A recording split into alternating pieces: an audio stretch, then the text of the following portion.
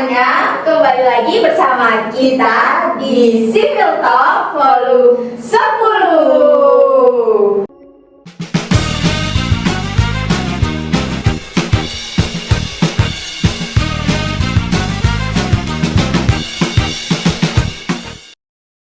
Halo guys, perkenalkan saya Lucy Arila dan rekan saya Ayun Hawa. Nah, jadi di Civil Talk kali ini kita akan membahas tentang prodi baru yang ada di Departemen Teknik Sipil dan Perencanaan Fakultas Teknik Universitas Negeri Malang. Nah, dari teman-teman udah pada tahu belum prodi apa yang ada di Departemen Teknik Sipil ini? Pastinya dari teman-teman udah pada tahu nggak sih kalau bakal ada 2 prodi baru di Departemen Teknik Sipil tahun ini, yaitu akan ada prodi S1 Teknik Lingkungan dan S1 Arsitektur. Nah, bener banget nih teman-teman. Buat teman-teman yang penasaran di prodi baru ini bisa disimak video selanjutnya ya. Check it out! Halo teman-teman Civil Talkers, kembali dengan saya Ayun Hawa di Civil Talk Volume 10 yang akan membahas mengenai program studi baru di DTSP FTUM 2024. Buat teman-teman semuanya nih yang penasaran bisa simak baik-baik ya. Nah, tak usah berlama-lama lagi, langsung saja kita sambut pemateri kita yaitu Bapak Ridwan Muhammad Rifai MSc yang merupakan dosen Departemen Teknik Sipil dan Perencanaan FTUM. Selamat siang Pak. Selamat siang, terima kasih sudah diundang di sini ya. Iya Pak, bagaimana Pak kabarnya hari ini?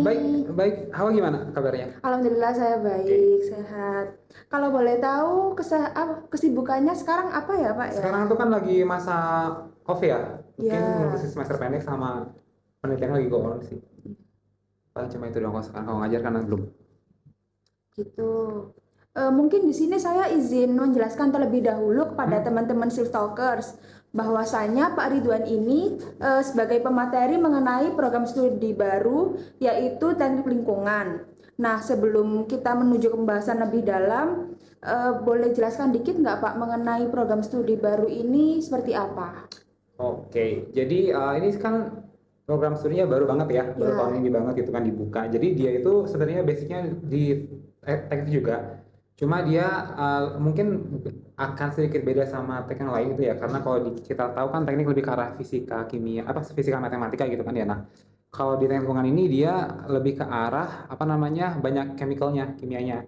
Terus fungsinya apa sih teknik lingkungan itu kan ya? Nah, kan kalau orang sipil tuh dia itu kan mengubah lingkungan supaya dia bisa menunjang manusia kan ya. Contohnya apa nih? Kayak ada lahan kosong dibuat bangunan kan, berarti kan dia mengubah lingkungan supaya dia bisa mendukung manusia. Nah, teknik lingkungan ini bisa dibilang jadi antitesisnya dari si teknik sipil yang penyeimbangnya. Kenapa? Nah, kalau kita misalnya bikin bangunan, otomatis kan lingkungan berubah tuh. Ya. Nah, kalau misalnya kita bangunnya nggak benar, otomatis lingkungannya bakal rusak. Atau kita bangun terus gitu kan ya. Lama-lama nanti sumber daya habis, kita misalnya nggak punya lahan dan sebagainya. Nah, makanya teknik lingkungan sini berfungsi untuk mengelola atau menjadi mencari solusi bagaimana sih supaya pembangunan itu meskipun dia tuh bagus untuk manusia tapi juga dia tidak berdampak negatif bagi kita. Nah, kalau prodinya sendiri kita baru ada tahun ini.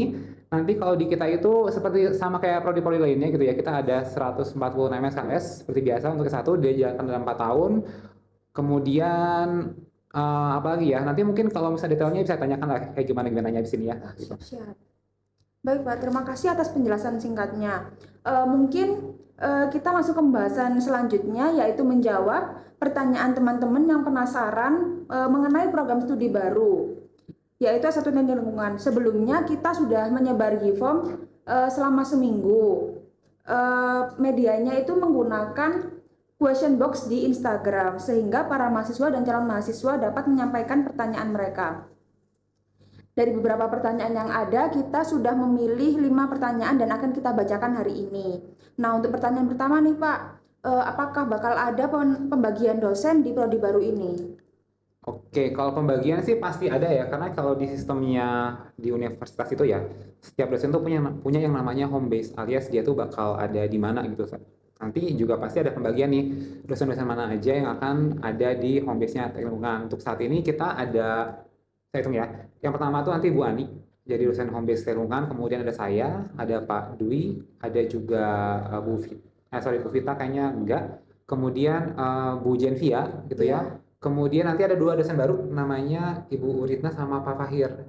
kita jadi ada sekitar 6 dosen, tapi bukan berarti 6 dosen ini hanya akan ngajar ataupun involve di teknik lingkungan aja, enggak. Kita seperti biasa sekarang juga kita bakal kolaborasi di program-program studi lain juga. Begitupun dengan dosen yang dari sipil ataupun PTB mungkin juga kalau misalnya ditugaskan untuk mengajar di mata kuliah di prodi teknik lingkungan itu masih memungkinkan sih seperti itu. Jadi lebih fleksibel atau itulah fluid untuk Oh, jadi pembagiannya. nantinya bakal ada tambahan dosen baru gitu. Ada. Jadi sekarang tuh kalau misalnya teman-teman tahu kita ada tambahan 4 dosen baru kan ya. 2 orang di bidangnya lingkungan, 1 orang di bidang geoteknik, 1 orang lagi di bidang struktur. Gitu, dan sekarang sudah mulai datangnya seperti gitu. Jadi ada 4 yang baru, 2 lingkungan. Gitu. Terima kasih Pak. Lalu untuk pertanyaan selanjutnya nih, ada teman-teman yang bertanya, apa sih Pak yang menjadi pembeda antara kurikulum S1 Teknik Lingkungan di UM dengan S1 Teknik Lingkungan di universitas lain? Mungkin ciri khasnya gitu. Oke, jadi yang paling bedanya kan setiap prodi itu punya yang namanya keunikan gitu ya, keunikan Ya. prodi ya.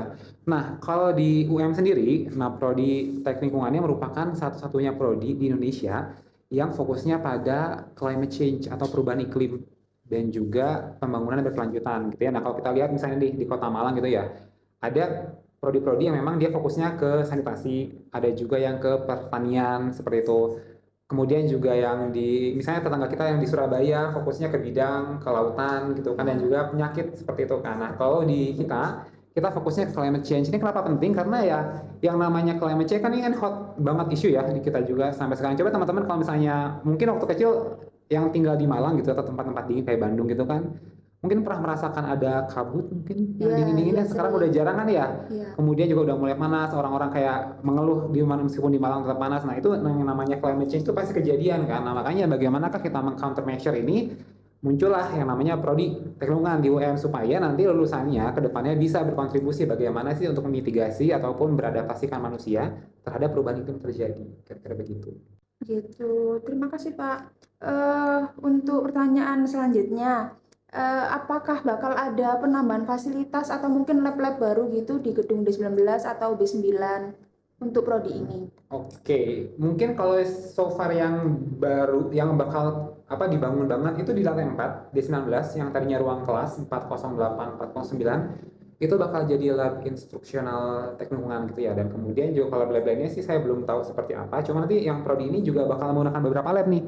Yang pertama tadi nanti ada lab instruksional ya di lantai 4, itu digunakan untuk kayak mata kuliah kimia misalnya atau mikrobiologi. Kemudian yang kita tahu ada lab utilitas, itu bakal dipakai untuk desain proses reaktor misalnya. IUT dipakai buat GIS misalnya seperti itu juga. Kemudian juga nanti ada lab apa lagi ya kita gunakan ya, komputer karena kita ada gambar teknik nanti ya seperti gitu. Jadi masih menggunakan lab-lab yang ada sih. Selain dari lab juga nanti kita bakal menggunakan UM ini sendiri gitu ya di lab, maksudnya bukan lab tapi kawasan UM, karena kita punya mata kuliah kayak ekologi, nanti kita akan pemetaan misalnya di luar.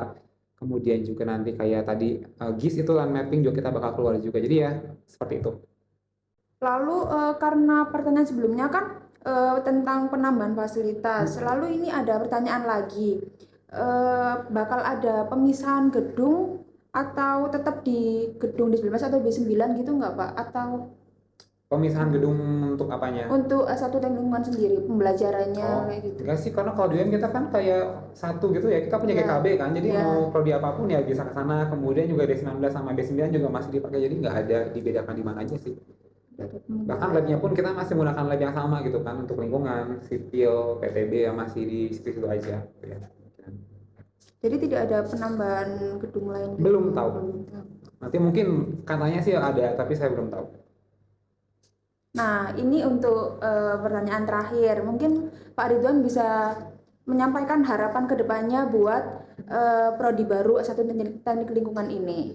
Oke, harapannya apa ya? Mungkin ya, yang paling utama ya semoga nanti prodi ini ketika berjalan dia lancar gitu ya, banyak Amin. peminatnya gitu kan, dan kemudian juga dia sesuai dengan apa yang termaktubkan dalam tujuannya, yang untuk menjadikan lulusan ini menjadi seorang yang punya kapabilitas untuk merekayasa lingkungan supaya namanya climate change itu tidak bertambah buruk dampaknya gitu ya.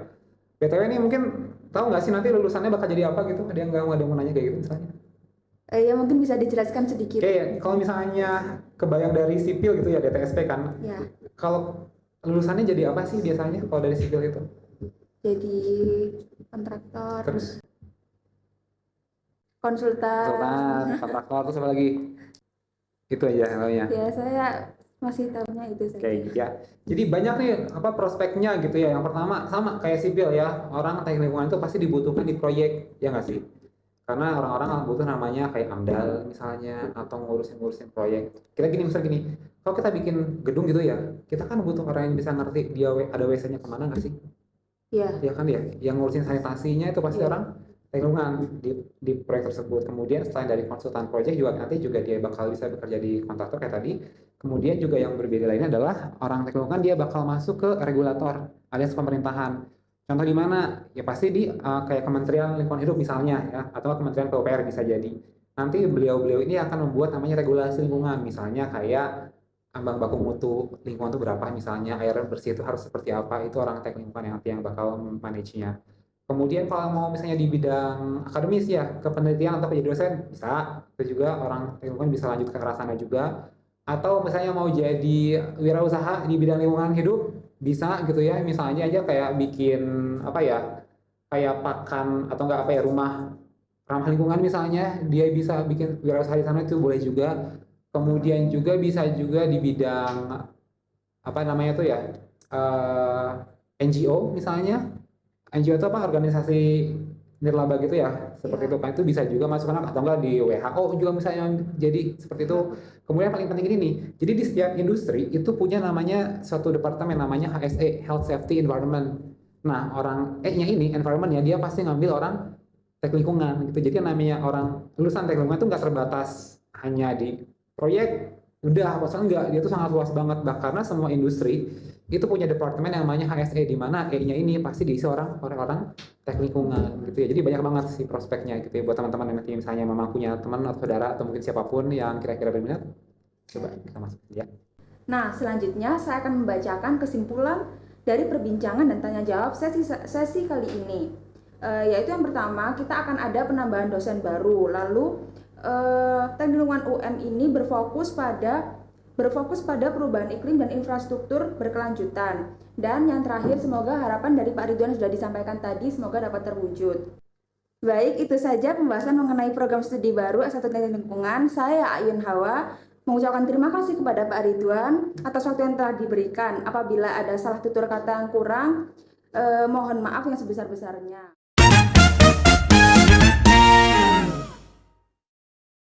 Halo teman-teman Silstoker. Nah, pada sesi sebelumnya kan kita udah bahas nih mengenai program studi baru yang ada di Departemen Teknik Sipil dan Perencanaan.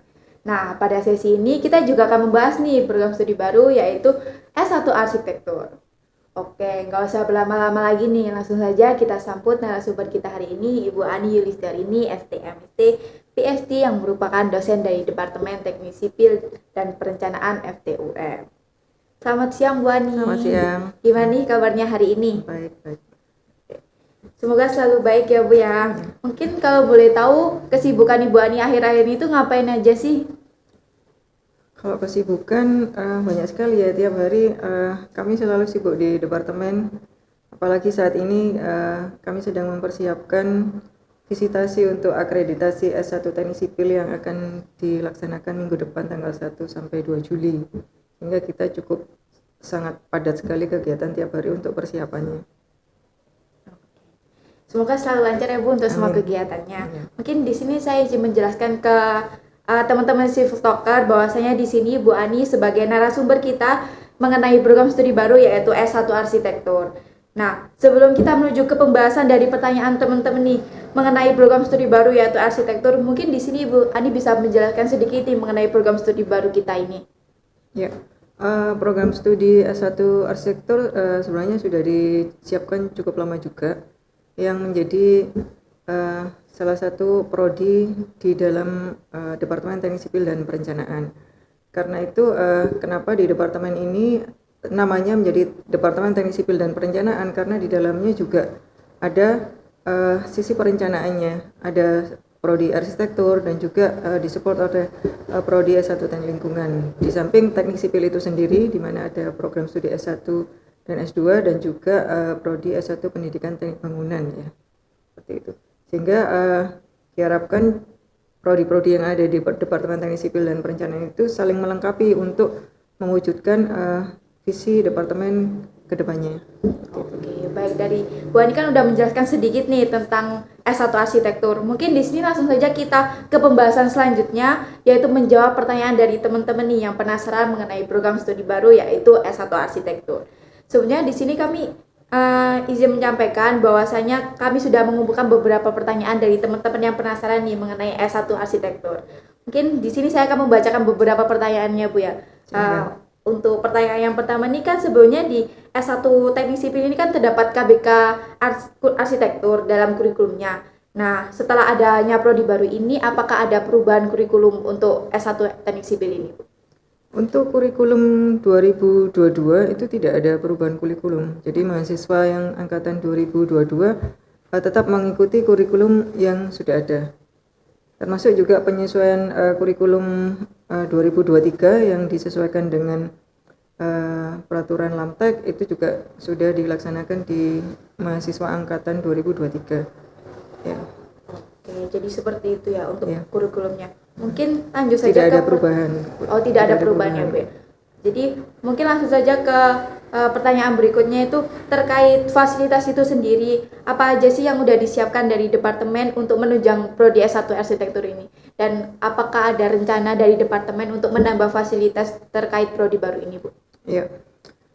Untuk saat ini prodi baru arsitektur sudah ini ya, maksudnya sudah membuka pendaftaran mahasiswa baru dan kami sudah menyediakan fasilitas untuk pendukung pembelajarannya, yaitu studio gambar ya, seperti studio gambar, kemudian sarpras yang dibutuhkan untuk di dalam studio gambar itu sendiri, kemudian laboratorium komputer yang digunakan untuk lab CAD atau software yang lainnya yang dibutuhkan bagi mahasiswa arsitektur untuk perkembangannya nanti, seperti itu.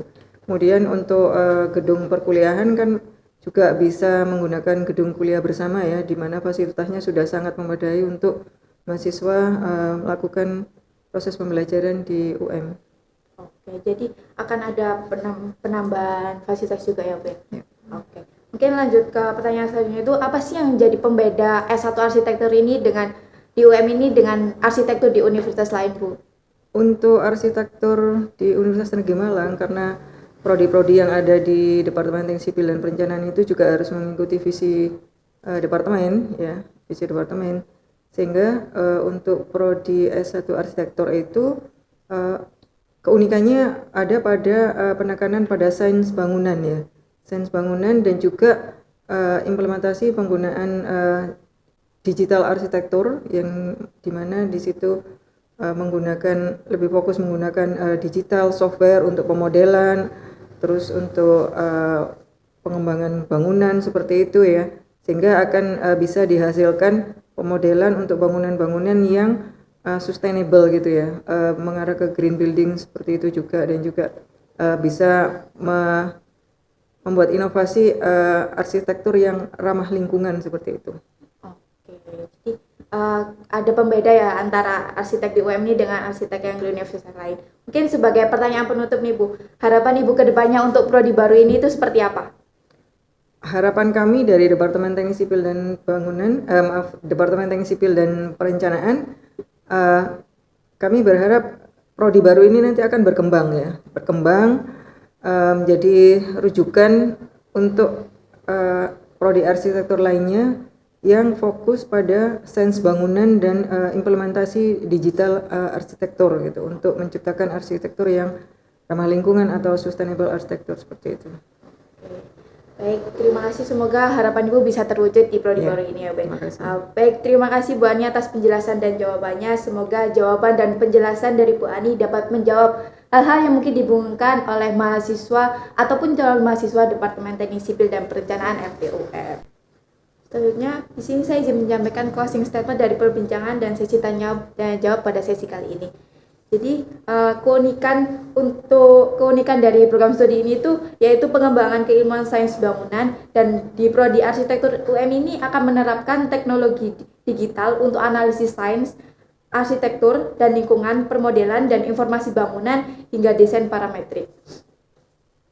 Baik, itu saja pembahasan mengenai program studi baru S1 Arsitektur. Saya selaku panitia yang bertugas mengucapkan terima kasih kepada Bu Ani atas waktu yang telah diberikan.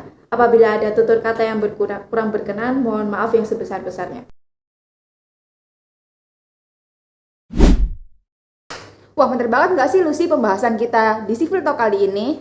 Wah, tentu aja menarik dong, karena di Civil Talk kali ini kita akan membahas 2 prodi baru yang ada di Departemen Teknik Sipil dan Perencanaan. Nah, buat teman-teman yang tertarik buat daftar di Teknik Lingkungan dan Arsitektur, tidak tunggu kedatangannya di Departemen Teknik Sipil dan Perencanaan Universitas Negeri Malang ya. See you!